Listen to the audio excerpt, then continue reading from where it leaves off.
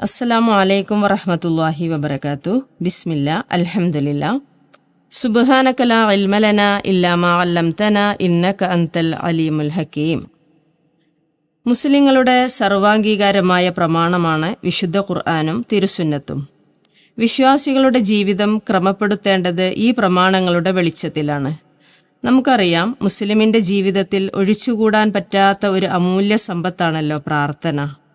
ഇന്ന് നാം പരിശുദ്ധ ഖുർആൻ നമ്മെ പരിചയപ്പെടുത്തിയ ഉലുൽ അൽബാബ് എന്നറിയപ്പെടുന്ന സൽബുദ്ധികളും സത്യവിശ്വാസികളുമായ ചിന്തകന്മാർക്ക് ആകാശഭൂമികളുടെ സൃഷ്ടിപ്പിനെപ്പറ്റി ചിന്തിക്കുമ്പോൾ അവർക്ക് കണ്ടെത്തുവാൻ കഴിയുന്ന ദൃഷ്ടാന്തങ്ങൾ നിമിത്തം അവരിൽ പ്രകടമാകുന്ന ചില പ്രാർത്ഥനകളാണ്.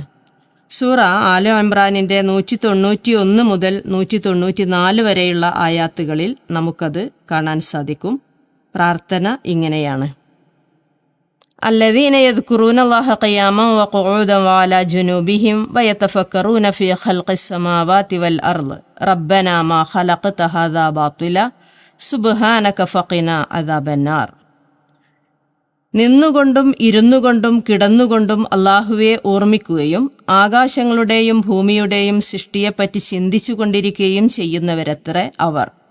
ഞങ്ങളുടെ രക്ഷിതാവേ, നീ നിരർത്ഥകമായി സൃഷ്ടിച്ചതല്ല ഇത്. നീ എത്രയോ പരിശുദ്ധൻ. അതിനാൽ നരകശിക്ഷയിൽ നിന്ന് ഞങ്ങളെ കാത്തുരക്ഷിക്കണമേ. റബ്ബന ഇന്നക മൻ തുദ്ഖിലിൻ നാറ ഫഖദ് അഖ്സൈത വമാ ലിസ്സാലിമീന മിൻ അൻസ്വാർ.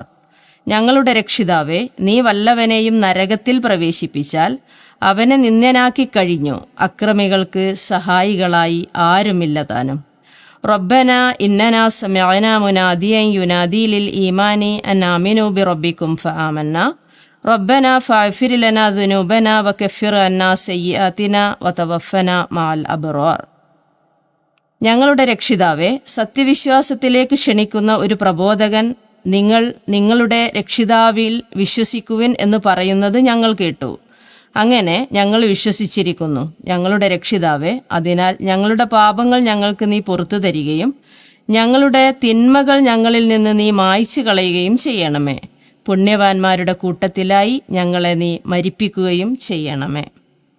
റബ്ബന വ ആതിനാ മാ വഅദ്തനാ അലാ റുസുലിക് വലാ തുഖ്സിനാ യൗമൽ ഖിയാമ ഇന്നക ലാ തുഖ്ലിഫുൽ മിആദ്. ഞങ്ങളുടെ രക്ഷിതാവേ, നിന്റെ ദൂതന്മാർ മുഖേന ഞങ്ങളോട് നീ വാഗ്ദാനം ചെയ്തത് ഞങ്ങൾക്ക് നൽകുകയും ഉയർത്തെഴുന്നേൽപ്പിന്റെ നാളിൽ ഞങ്ങൾക്കു നീ നിന്ദ്യത വരുത്താതിരിക്കുകയും ചെയ്യണമേ. നീ വാഗ്ദാനം ലംഘിക്കുകയില്ല, തീർച്ച.